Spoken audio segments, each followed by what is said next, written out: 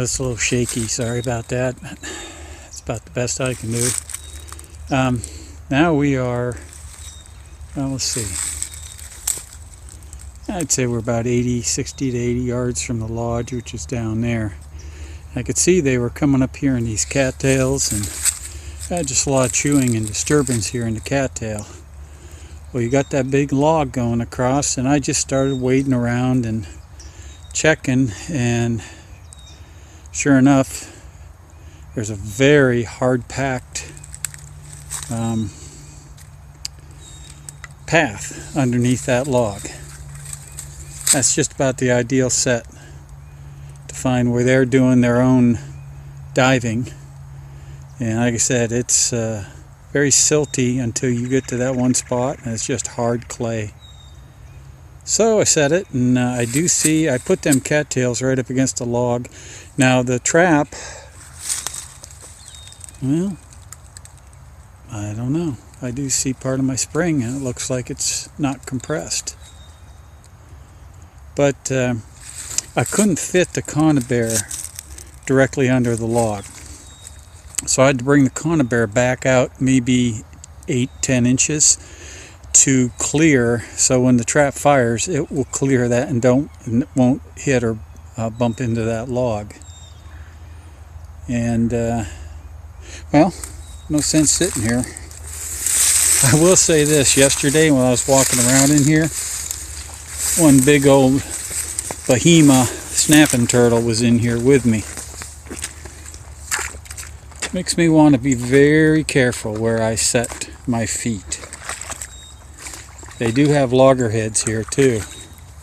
Yeah, that spring is out, so either it's sprung or I made a catch.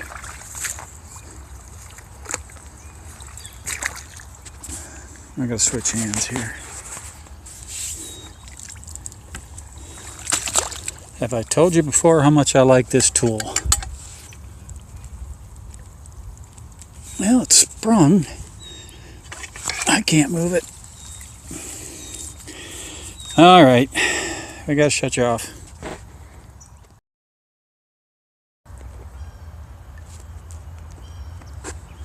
All right, I got him out of there. He had probably thrashed around a while, got back under this log and tangled up again. That's a nice beaver, nice size. Just how much further he sticks out behind those handles. And again, the girth on these bigger beaver. So I'm pretty sure this is a male. And the one I caught at the dam is actually smaller. It would have been one of the offspring here. But I'm assuming it seemed like a male too. We'll know more. But could be at least 4 beaver here. But again, I'm standing in muck right here. My feet are sinking in 3 to 4 inches easy. And right under there, that's all hard pan.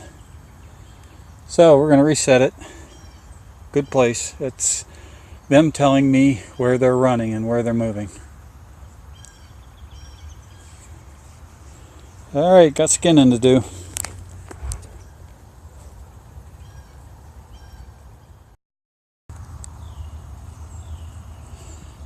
Okay, there's a remake. With all the mud, I really can't show you much. Other than this, I'm sure they're coming in here and feeding. The way they're cutting down these cattails, probably getting the roots. And I just brought them, hoed them over so that I know they dive. Because my trap is out from that log, I want to make sure they get under sooner. So, and I'm using my 330s are Dukes. And you know, I always thought those weren't a true 10 by 10 trap when I bought them, and yeah, that's kind of boo-hoo-hooing, but I'm telling you, I've had some big beavers stick their heads in that trap without hesitation. So I gotta say, on my part, for beaver trapping, I see absolutely no hesitation on using that. I think they're advertised as a 9 by 10 now. Yeah, and that's just a good sized beaver. Didn't stop him one bit. He didn't take a tape measure out and say, I'm not going through that. Stuck his head right in there.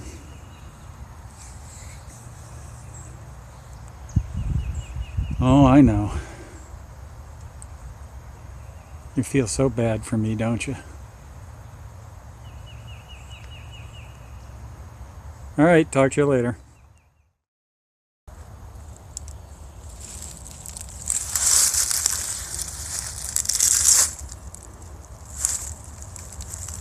There's the difference between Dad and Son. Son was caught at the dam, and Dad was caught up at the cattails. He'd been in a chewing match or two.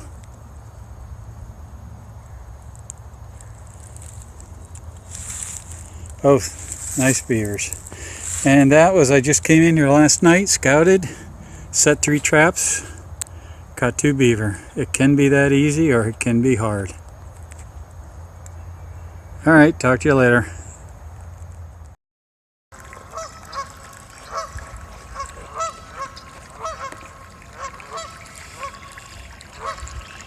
Yeah, somebody's pissed off today. Walked out and I was standing here for a minute looking around, and they were over on this beaver lodge. They didn't realize it and all of a sudden saw me, and boy did they cut out.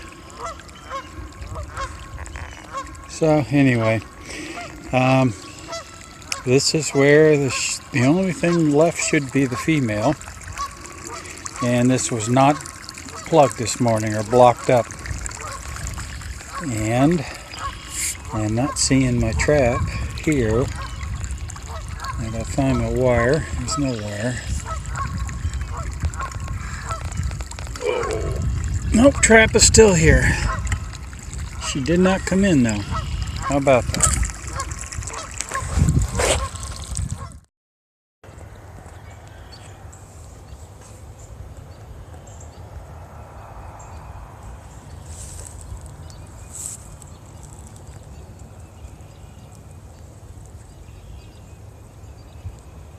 Good morning. I'm going to take a minute and show you at least a little reason why beaver need to be controlled and managed, especially where they're heavily populated. This pond you've seen here before. Right down at the far end, I'm calling that the number 4 dam. That's where I'm missing. They're coming in every night and patching. I got 2 number 4s set and not making a catch. But this is their breast here. It's where they should be able to drive a vehicle or equipment on.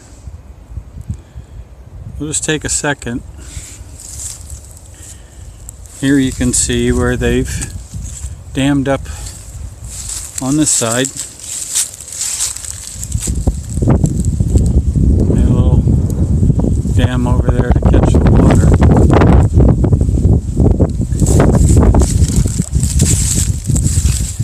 Check this out in the road here. That's from them tunneling under here and tunneling across and coming out over there.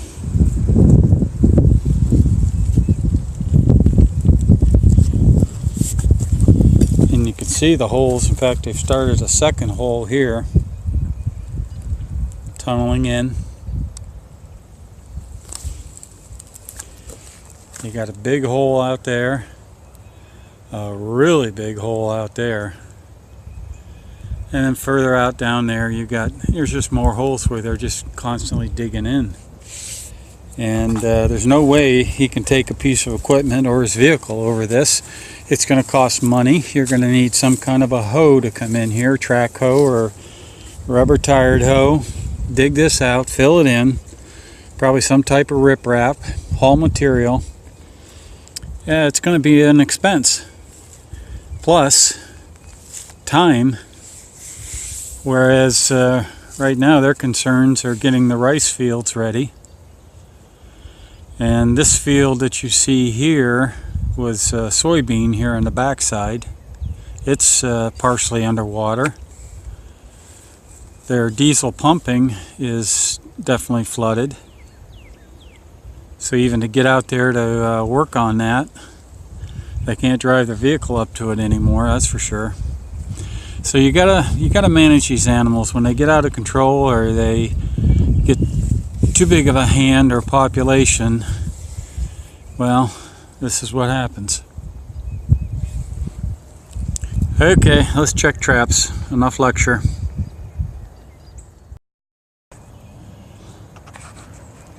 Well, here we are behind the beaver lodge, and I had a couple conibears set here. You saw me make a catch here. I had an H stand out here. Neat thing about that, normally, notice I said normally, if you make a catch in an H stand, it gets bent, crooked. It's not sticking out of the water straight. And so I saw it sitting there straight, and I thought, I didn't catch anything, no disturbance. But I'm kind of anal, so I had to walk out to it. Glad I did. Yeah! How about that? Surprise. That's the second snapper I've caught here in a 330. He is very alive, not happy. Big turtle. That's the third or fourth snapper now I've seen. Two I've caught, and I think it's two that I've been walking, and I've seen them swimming. There you go. I'm not alone out here. Alright, I'm going to let old Mr. Pissed Off go here, and I hope he don't go get in my other one. Talk to you later.